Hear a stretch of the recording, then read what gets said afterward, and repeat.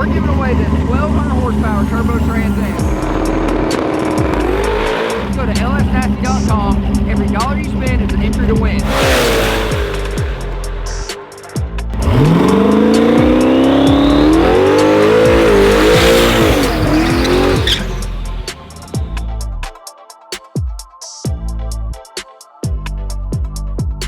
Y'all, happy Sunday. I'm charged up, man. We were working late last night. We got a bunch of stuff done. I was supposed to be at the PDRA race yesterday, get some awesome racing content, and it was too windy and it rained, so we don't have any racing content, but we do have a lot to talk about.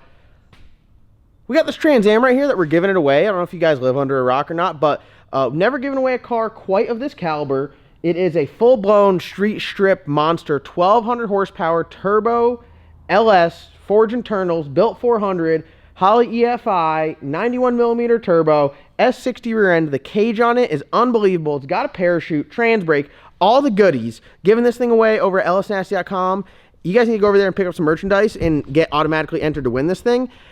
It's bad to the bone. I want to just say thank you guys to everyone that supports and watches the channel. I wanted to make a new brand, which is the Nasty Co brand, which is more lifestyle, a little bit less, you know, really, I'd say 100% automotive related, but something that you could put on that's like maybe motivational or just a badass design, or, you know, just a lifestyle brand, something that looks good when you wear it out to dinner. Not saying the nasty racing stuff doesn't look good when you wear it out to dinner, but something to change it up a little bit, have more variety.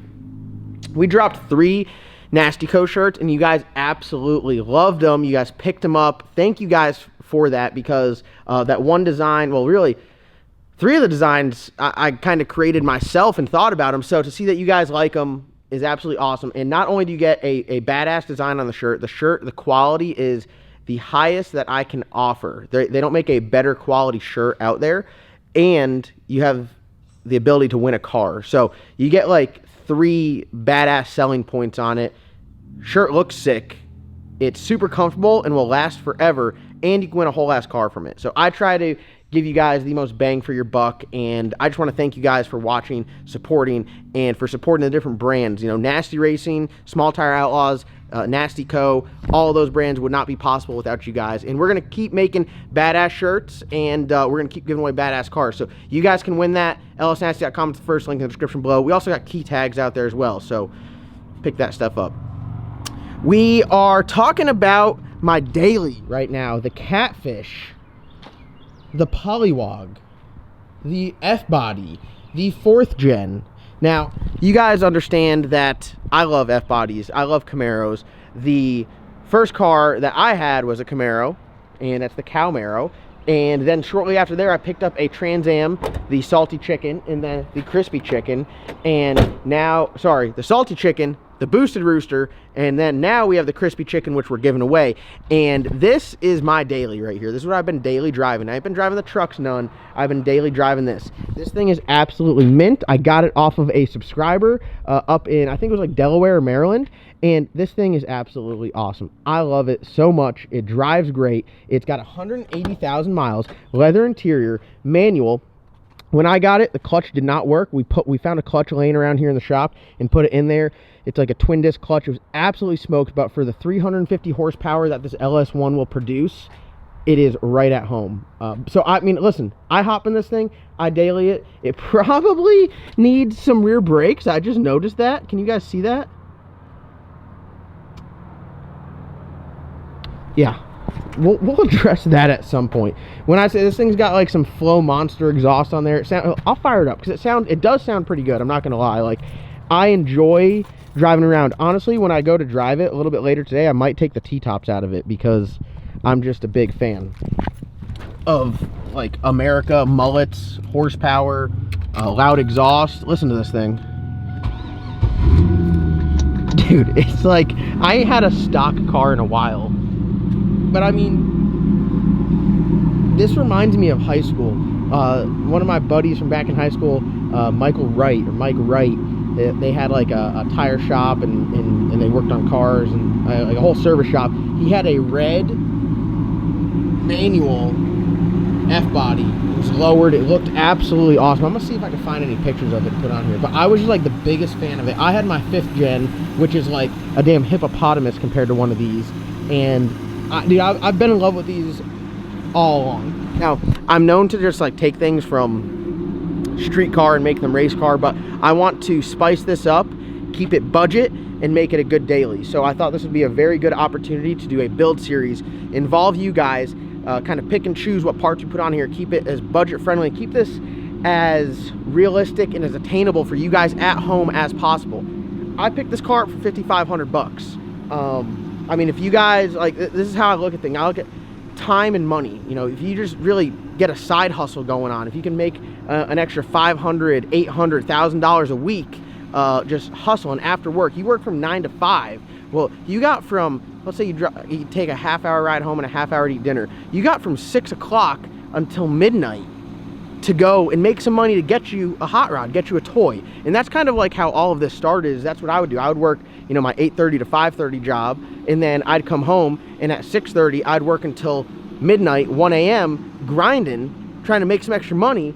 You know, whether you're out there pressure washing stuff, you're building something, if you pick up a welder and just do some welding on the side, redo trailers, like mount tires, like there's so much stuff you guys can do just to make some extra money and get in with stuff like this. And the crazy thing is, when you do that, you never know where it might lead. Like all of this started off as a little side hustle, a side job, and it just kept evolving. And that's what I love about it. So just like the Nasty Co brand, I do all this stuff to motivate you guys, but I want to do this build series to keep it realistic. So like right then there, that's my point, to prove to you, if you guys want something like this, you guys can get it. You guys can get it. Just put in the work, grind. There's endless opportunities. So I picked this thing up for $5 grand, 5,500 bucks. Didn't have a clutch. Found a clutch in there, threw a clutch in there, and I've been driving it. So I literally have, I didn't even change the oil on this thing. Didn't do anything, just literally put the clutch in there. I'm $5,500 in on this guy here. I just gotta rev it so you guys can hear it.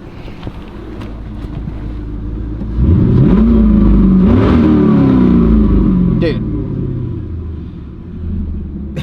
I'm telling you, that thing sounds good. The oil pressure on this thing too is immaculate. Look at that thing. Dude, for an LS1, it's got 183,000 miles. This LS1 is strong. I'm not the biggest fan of the 5.7 motors, but this one here is pretty strong. So let's pop the hood. I want to do a nice daily driver, realistic, not go crazy. I don't want to go stick shift racing. I don't want to have something that doesn't have heat and AC. I don't want something that is, you got to cut it all apart. I want to keep this as street car, as bolt-ons as possible. So I mean, look at this thing, dude. It's got the SLP lid on there. I mean, this thing right here is freaking mint. Okay, it really is. So I'm going to say some things that I would like to do, and I really want you guys to all comment down below and give me, you know, where do you think we should start with the mods, and like what's the end goal? I would like to do, you know, it's tough to like set a budget for the mods because you don't know where you're going to go. If you like start doing the full suspension and like tubular K members, which I don't think it really needs tubular K members and uppers and lowers. The rear end will last for a while because I'm not going to be racing it at the track. You could put like a tubular torque arm on there, like a short torque arm with a drive shaft loop. I mean, that's a possibility. You know, I don't want to put an anti-roll bar on there. I want to put sway bars on there. Really keep it street car. So this is what I have in mind. First off, we got to lower it. So some lowering springs, because this thing sits like a four-wheel drive car. So I want to put some lowering springs on it and get it sitting right. I really don't mind the wheels that are on there. I like them. I'm probably going to keep these wheels forever. I'll just keep throwing cheap tires on the back because I love doing burnouts in this thing all the time.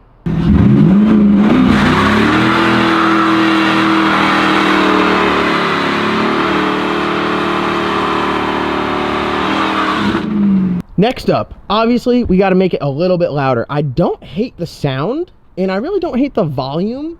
So maybe just a set of like some cheap long tube headers. Just throw them on there. I'll take it up to RJ's Custom Exhaust and have them like mounted up to like the factory exhaust or whatever's on here. It definitely has an aftermarket muffler. The tips look decent. I don't want like some crazy loud. I had that Caprice with a cam in it. It was so loud. I'm not looking for like super loud. If you put a cam in this thing and you put a set of long tubes on there, it's going to get louder. But I'm going to keep the muffler on it. So headers for sure. It's already got the intake. I like that. Don't really need to do anything else with that. Intake manifold, fuel rails, do not need to touch that. Leave that stuff alone. Water pump, all that stuff, leave that alone. Balancer, leave that alone. The motor, we got two options. I have a 403 cubic inch, Eagle rotating assembly, very budget friendly. It's like the Summit style pistons, like very, very cheap. It's a 403 cubic inch bottom end where we could stick in here and kind of spice it up. Regardless, we're gonna need to pull all this stuff out to put a cam in there. So we're gonna do like, I think a lamb cam, because boost is, I'm a big boost guy. You guys know that. I'm not a big all motor guy. I love me some boost. So in the future, down the road, will there be boost on this? I think that would be awesome. I would really enjoy that. Will there be? Only time will tell. We're going to put a lamb cam in there. We're going to do a set of 660 springs, 7400 push rods, the new retainers and lock. Probably going to do an oil pump. Anytime I do a cam, I'm sticking an oil pump in there. So more than likely, if we're doing that, we're going to yank the motor completely out of it, and then we'll just stick it back in there. So that's what I'm saying. If I'm yanking the motor completely out, I could sell this LS1 long block, so like heads and all. I don't know, maybe I can get $2,500, like someone that's looking for a like legitimately completely bone stock one that's in good running condition with manifolds, like complete drop-in ready for your Camaro. Some guys want that. Some guys only want to put the LS1 in their LS swap cars. Why? I don't know. I'm not the big fan of the LS1. 6-liter iron block is the GOAT. The aluminum 5.3, if you're really trying to make some power, is the step up above that. But if someone wants this LS1, we'll let it go, and I'll price it.